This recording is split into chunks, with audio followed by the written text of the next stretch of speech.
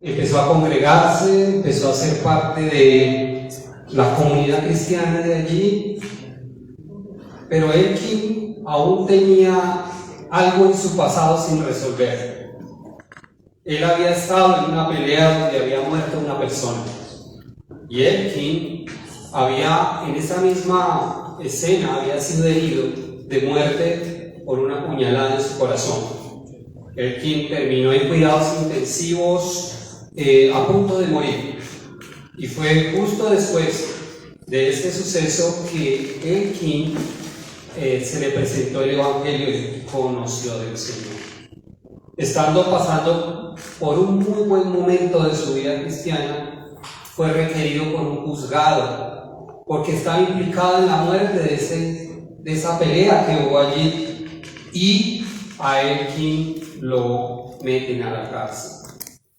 Estando en la cárcel, la fe de Elkin se viene al piso y él protesta contra Dios.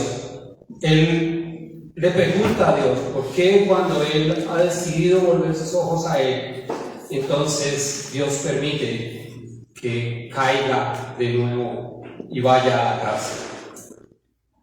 Como si fuera poco, allí en la cárcel estaba también la persona que lo había apuñaleado a él. Y entonces su ira aumentó, su rencor aumentó, y decidió en su corazón vengarse y quitarle la vida allí a su enemigo. Para esto, Elkin hizo una alianza con el jefe del patio de la cárcel. El jefe del patio de la cárcel era un guerrillero. Este hombre cuadró todo para que Elkin pudiera asesinar a aquel que lo había apuñalado. Paralelo a eso, en la cárcel había un grupo de oración, y Elkin de lejos escuchaba las alabanzas, mientras dentro de su corazón maquinaba la forma de cómo matar a aquel que lo había apuñalado. Pasó varias veces este suceso en que él se acercaba y escuchaba las alabanzas, porque la palabra de Dios había sido sembrada en su corazón. Pero el Espíritu Santo en la vida de Elkin estaba contristado. Él estaba lleno de ira, lleno de rencor. Él quería vengarse. Así que uno de los asistentes de ese grupo de oración decidió buscar a Elkin, acercarse a Elkin y preguntarle si tenía alguna petición de oración. Elkin se resistió un poco a hablar con este hombre. Sin embargo, este hombre perseveró en rodear a Elkin. Y en una de esas visitas que este hombre le hacía a su celda, Elkin le revela sus planes. Elkin le dice: tengo en mente matar a alguien en esta casa. Quiero vengarme porque él me apuñaló en el corazón, estuve a punto de morir. Y estoy aquí en la cárcel por culpa de él. Este hombre de ese grupo de oración de la cárcel, con lágrimas, le pidió que desistiera de matar a esta persona. Sin embargo, Elkin seguía endurecido. Y este hombre le rogaba, le decía: si lo matas, nunca vas a salir de la cárcel. Si lo matas, nunca vas a ser restaurado. Si lo matas, vas a impedir ver el poder de Dios en tu vida. Así que este hombre iba a su grupo de oración y pedían por Elkin para que él desistiera de matarlo. Elkin, mientras tanto, en su celda afilaba un pedazo de metal que había cogido en la cárcel y lo convirtió en un cuchillo. Y todos los días lo afilaba, pensando en qué momento él tendría la oportunidad de matarlo.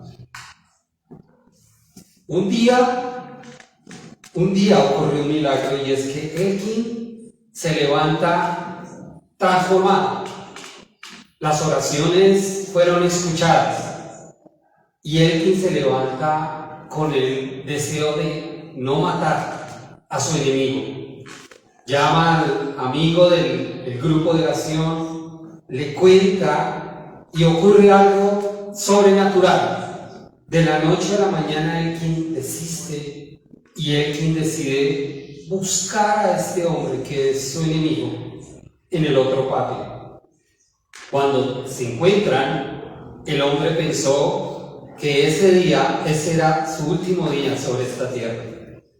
Sin embargo, Elkin le habla y le dice que le perdone, que él ha conocido a Dios y que no tiene en mente hacerle nada. El milagro sigue ocurriendo porque ellos dos se vuelven amigos y Elkin ocasionalmente lo invitaba al grupo de oración de la cárcel.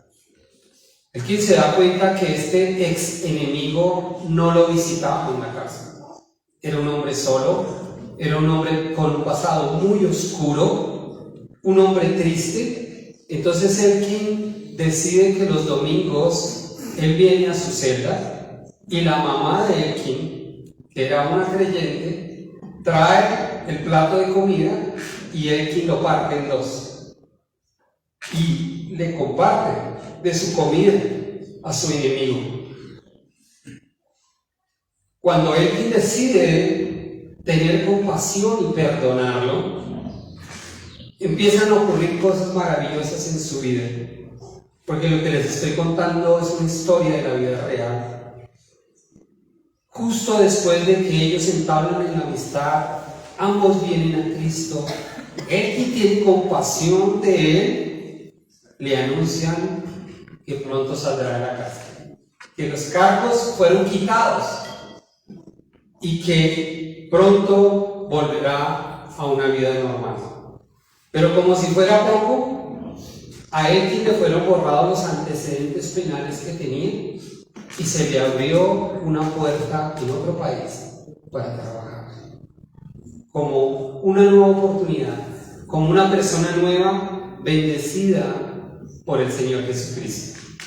Porque Elkin tuvo compasión, porque Elkin tuvo misericordia, porque Elkin no obedeció a lo que su carne le dictaba. Los quiero invitar a que abran sus Biblias en el Evangelio de Mateo, en el capítulo 5. Estamos en el Sermón del Monte. Estamos meditando en estas palabras que nuestro Señor Jesucristo dijo allí desde esa ladera de la montaña. Y hemos hablado de varias bienaventuranzas. El Sermón del Monte empieza con las bienaventuranzas. Bienaventurados los pobres en espíritu, bienaventurados los mansos, bienaventurados los que tienen hambre y sed de justicia. Y hoy vamos a hablar de bienaventurados, o Dios bendice a los compasivos, porque serán tratados con compasión. La Nueva Traducción Viviente dice: Dios bendice a los compasivos, porque serán tratados con compasión. Y en la Reina Valera dice: bienaventurados los misericordiosos, porque ellos alcanzarán misericordia. Entonces ya sabemos que el Sermón del Monte es un mensaje dirigido para discípulos, es un mensaje para creyentes, es un mensaje para alguien que se llama cristiano. Si usted es cristiano, el Sermón del Monte te explica lo que Dios espera de ti. El Sermón del Monte es la constitución del reino de Dios, y es allí donde, si queremos saber lo que Dios quiere que yo haga, yo debo ir a ese sermón y aprender y practicar. Así que estamos llamados a aceptar este desafío. Recordemos que la palabra bienaventurado significa doblemente feliz o feliz en gran manera.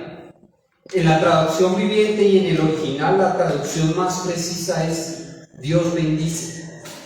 Dios bendice. Entonces, he titulado la charla de esta mañana: Te acompaño en tu dolor. Y vamos a ver 3 etapas de la compasión. 3 etapas de la compasión. Primero, vamos a entender la compasión. Segundo, vamos a practicar la compasión. Y tercero, vamos a recibir la compasión. No se olviden de Elkin. Entonces, como le decía, la traducción en el original más precisa de bienaventurados los misericordiosos, la traducción más precisa es bienaventurados los compasivos. La palabra compasión es más precisa y es una palabra muy bella. La palabra compasión es una palabra que tiene un significado muy profundo y que todo creyente en Cristo y todo discípulo deberíamos entenderla y practicarla. Y obviamente hoy Dios nos va a hacer un llamado fuerte a que nos volvamos compasivos. Antes de entrar en materia, quiero decirles que todo cristiano debe tener ciertas marcas como mínimo, 4 marcas. Todo cristiano, independiente si tiene el don o no, todo cristiano debe evangelizar. ¿Sí o no? El mandamiento de evangelizar es para todos. Todo cristiano debe ser generoso, porque no hay nada más contradictorio que un cristiano tacaño. Eso no encaja con un Dios generoso.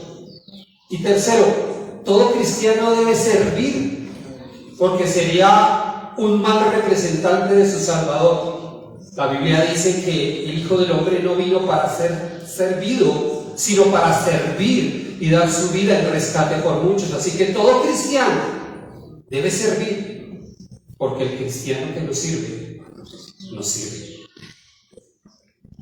Y por último, todo cristiano tiene que ser compasivo, tiene que tener compasión. Pero, ¿qué es la compasión? La compasión es que siento tu dolor y quiero ayudar a aliviarlo. Eso es compasión. Me duele lo que te duele, pero además de eso, quiero hacer algo para que no te duela tanto. Tal vez yo no pueda resolver un problema de cáncer por alguien que esté sufriendo por un cáncer, pero yo por compasión puedo hacer algo para que ese dolor se mitigue un poco. Así que la compasión es el amor en acción, como lo hizo Jesús. La palabra compasión, no voy a decir cuál es la palabra griega porque no la puedo ni pronunciar, pero tiene que ver con las vísceras. La palabra compasión tiene que ver con ese sentir que yo tengo en la parte más interna de mi ser. Es decir, es ese algo que cuando yo veo a alguien sufrir, hasta me da vacío. Me duelen las entrañas ver que alguien la está pasando mal. Así que de ahí viene esta palabra tan profunda, tan preciosa y también ilustrada en su vida por el Señor Jesucristo. Entonces la compasión es una marca que tú y yo debemos tener. Elkin y la mamá de Elkin mostraron compasión por el enemigo porque lo vieron solo, lo vieron abandonado en la cárcel, vulnerable para seguir delinquiendo, y tal vez su vida sería un desastre, pero la compasión por él lo llevó al arrepentimiento.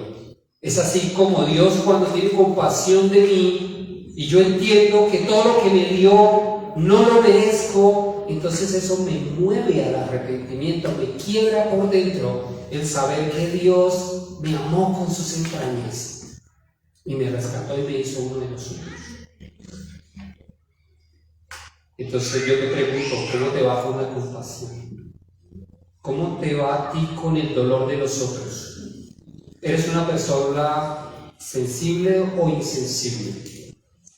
¿Eres una persona teórica o práctica? ¿Qué nos pasa a nosotros los creyentes a veces cuando nos enteramos que alguien sufre, que alguien la está pasando mal? Hermano, voy a estar orando por ti. Cuenta con mis oraciones. Y eso está perfecto, porque la oración del justo puede mucho, por supuesto. Pero ¿y el resto?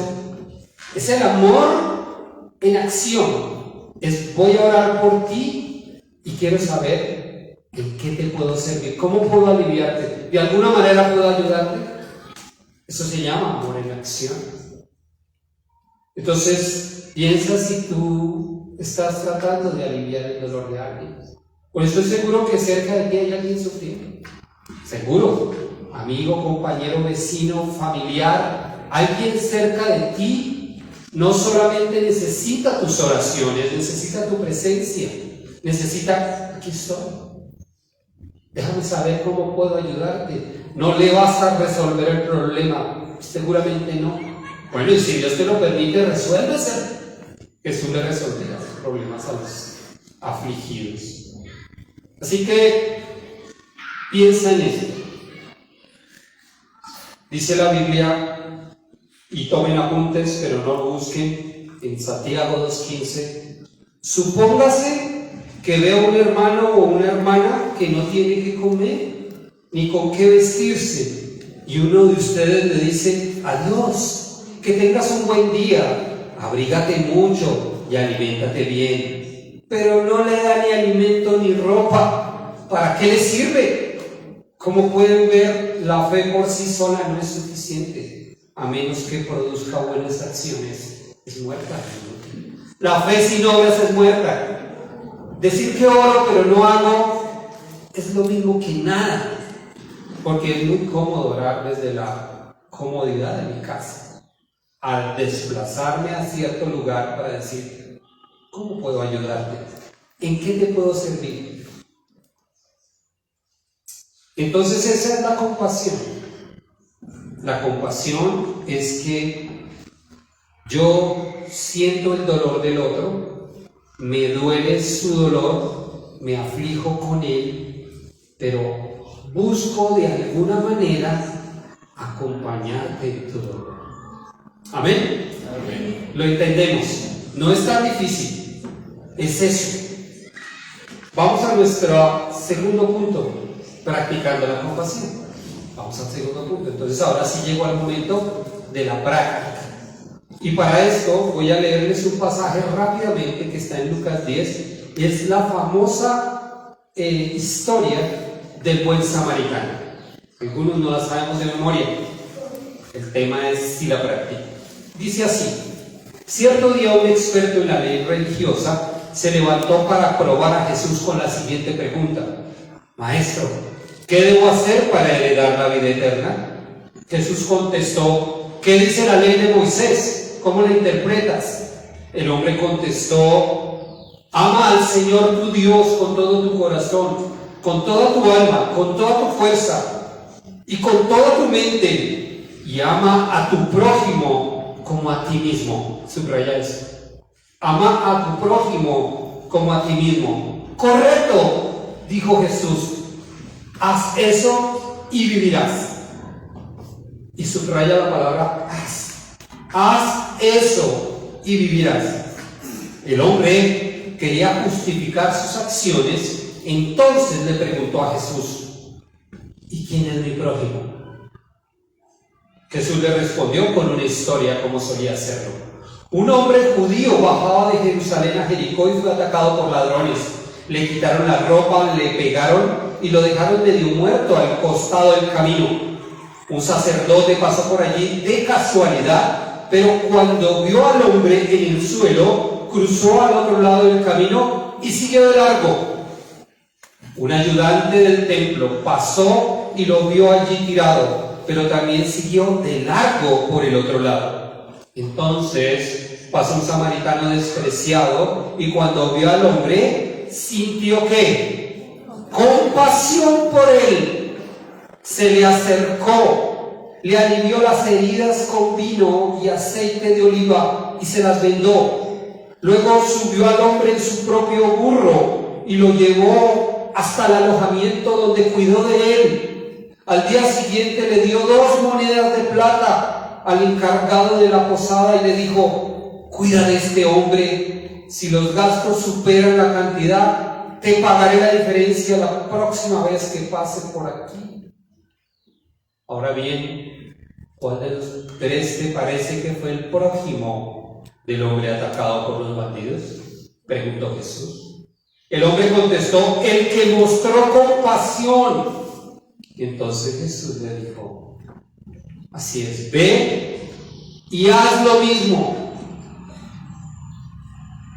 No podemos explicar toda esta historia tan poderosa que nos está explicando Jesús aquí, pero hay algunas cosas que podemos extractar rápidamente, y lo primero que les quiero decir es que la religión es un impedimento para practicar la compasión, porque los dos primeros que pasaron por el lado del hombre herido eran religiosos, era un sacerdote y un levita, eran hombres instruidos en la ley de Moisés.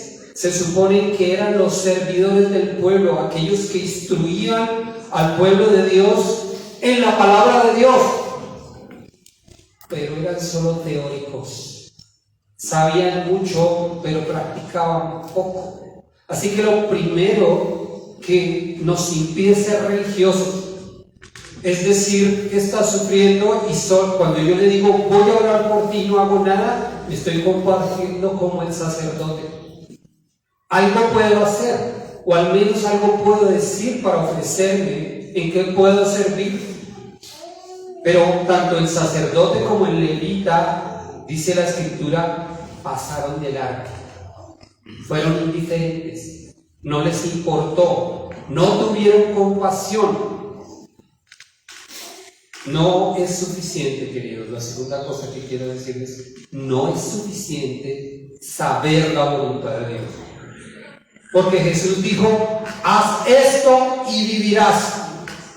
Pues yo puedo tener toda la teología correcta, yo puedo saber mucha Biblia, yo puedo tener la doctrina correcta, pero si no tengo amor, como dice 1 Corintios, de nada vale que yo sea un ilustrado de las Escrituras si yo no me desplazo, si yo no uso mi fuerza, mis recursos, mi tiempo para tratar de mostrar el amor de Cristo a una persona que está sufriendo.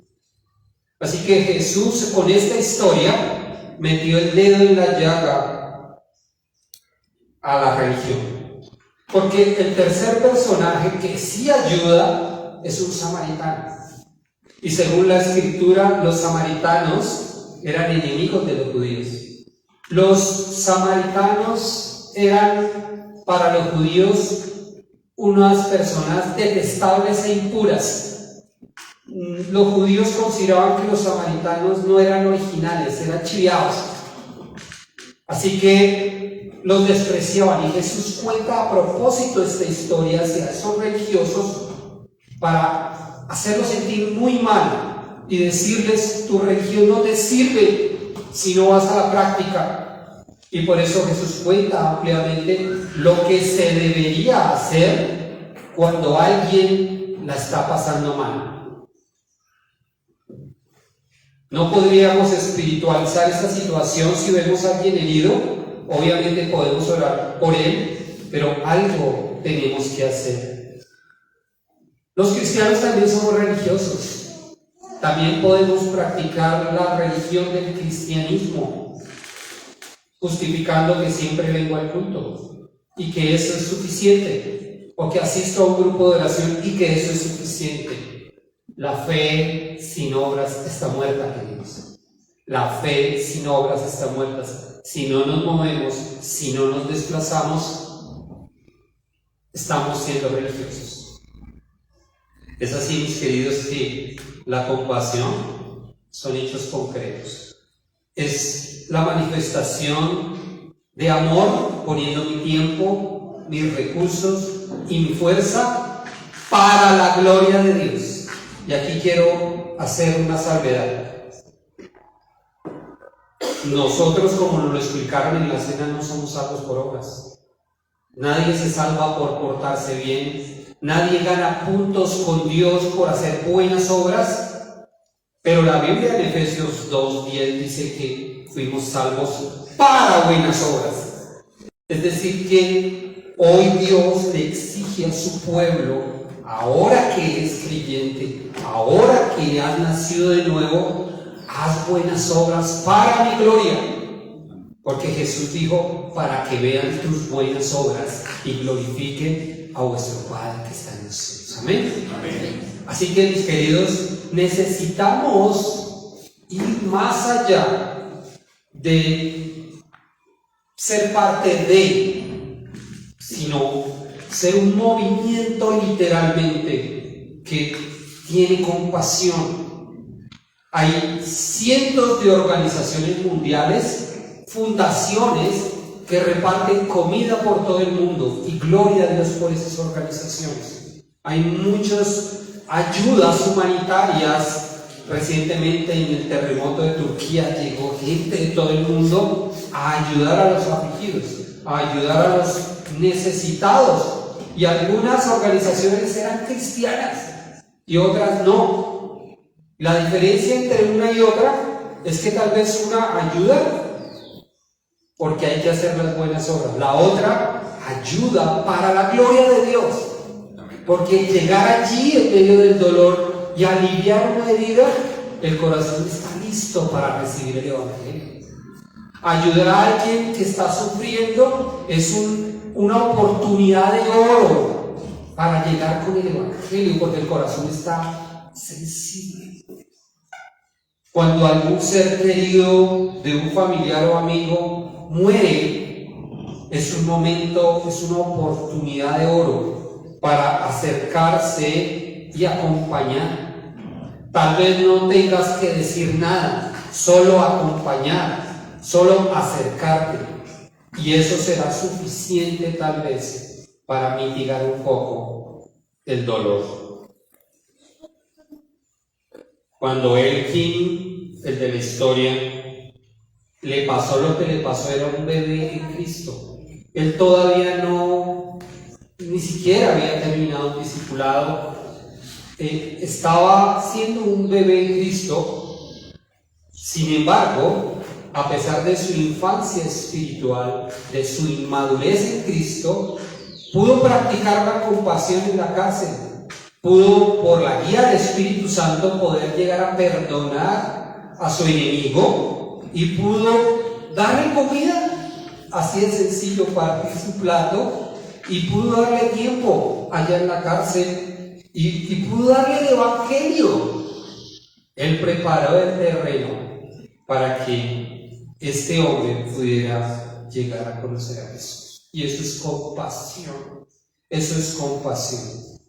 ¿Cuándo fue la última vez que practicaste la compasión?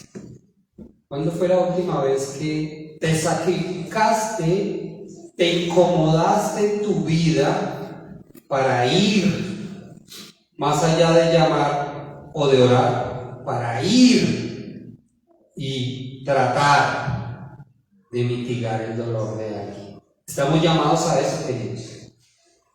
¿Podrías comprometerte hoy con Dios a ser más compasivo? ¿Cuántos dicen amén a eso? Amén. ¿Podrías decir en tu corazón: voy a ser más compasivo porque Jesús era compasivo? Voy a moverme, voy a desplazarme. Dios te invita a ti y a mí hoy que pasemos de la teoría a la práctica, que pasemos de la oración a las acciones, y que no pasemos más de largo. Recuerda que el pecado del sacerdote fue pasar de largo, el pecado del levita fue pasar de largo. No pasemos más de largo, queridos. Involucrémonos en el dolor y vamos allí y acompañemos a los que están quebrantados. Amén. Amén. Ahora, recibiendo la compasión. Entonces, entendiendo la compasión, practicando la compasión y recibiendo la compasión. ¿Y por qué recibiendo la compasión? Porque el versículo de Mateo 5:7 tiene una promesa. Tiene una promesa, dice: Dios bendice a los compasivos porque serán tratados con compasión. ¿Te gustaría que tuvieran compasión de ti? Me encantaría que alguien se compadezca de mí, que en un momento en el que yo esté muy necesitado, muy carente de algo, no sé, aparezca alguien de Dios y tenga compasión de mí. Por eso Jesús dice que hay una bendición para los compasivos porque serán tratados con compasión. Bienaventurados los misericordiosos porque ellos alcanzarán la misericordia. Así que Deberíamos pensar en eso porque tarde o temprano la vamos a necesitar. Tarde o temprano vamos a necesitar que alguien se ocupe de nosotros. No todas las veces la salud está óptima. No todas las veces la economía está fluyendo. No todas las veces estoy acompañado. Necesito que me rodee otro y me cubra con su compasión. Y Dios te lo pide a ti y me lo pide a mí.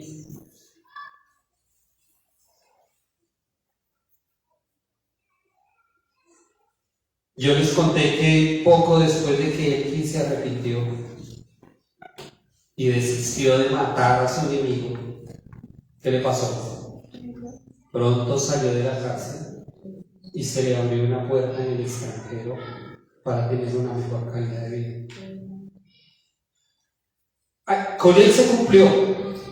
No lo vamos a hacer con la motivación de recibir cosas materiales, pero el versículo dice: si tienes compasión, tendrán compasión de ti. Punto. Dios lo dice y yo lo creo.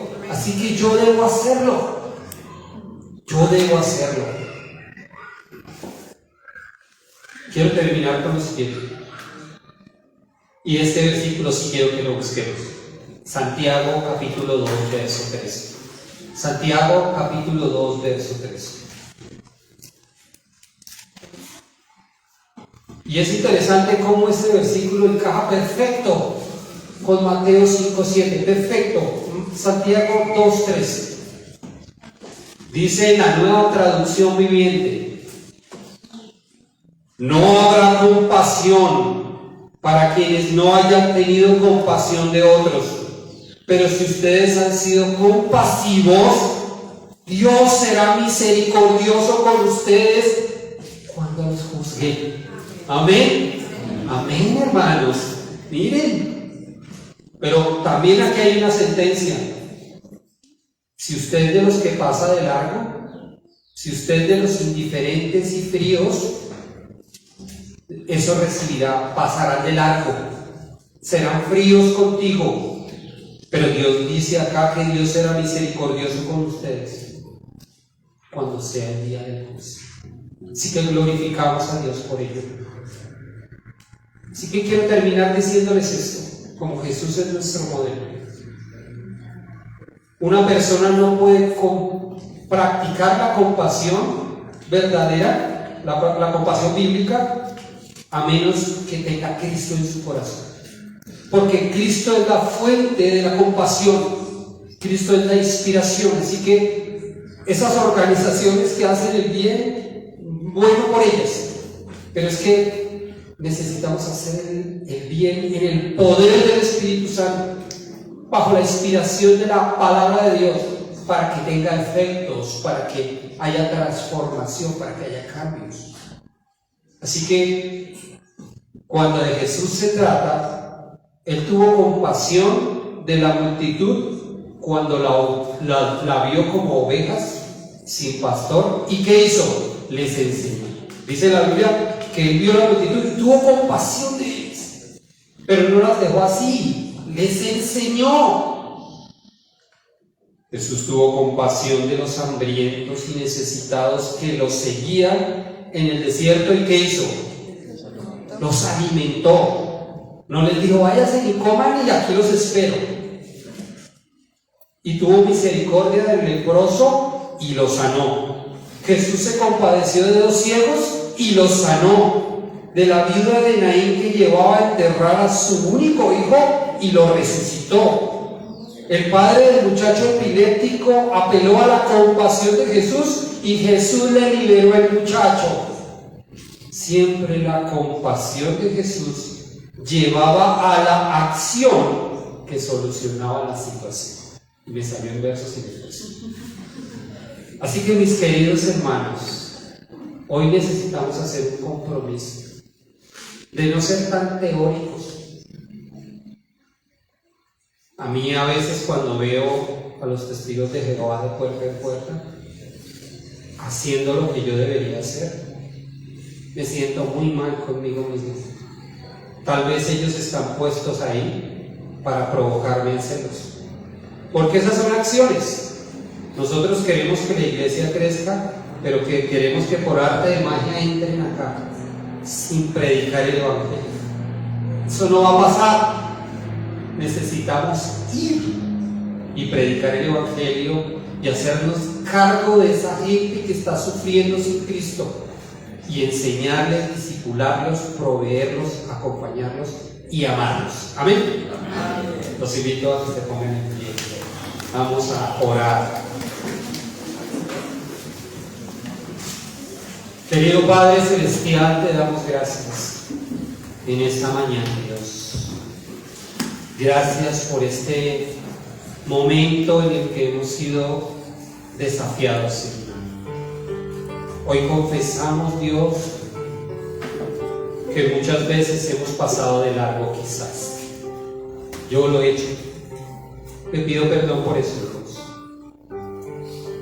Porque estoy cómodo en mi zona de confort. Pero tú nunca lo estuviste, Jesús.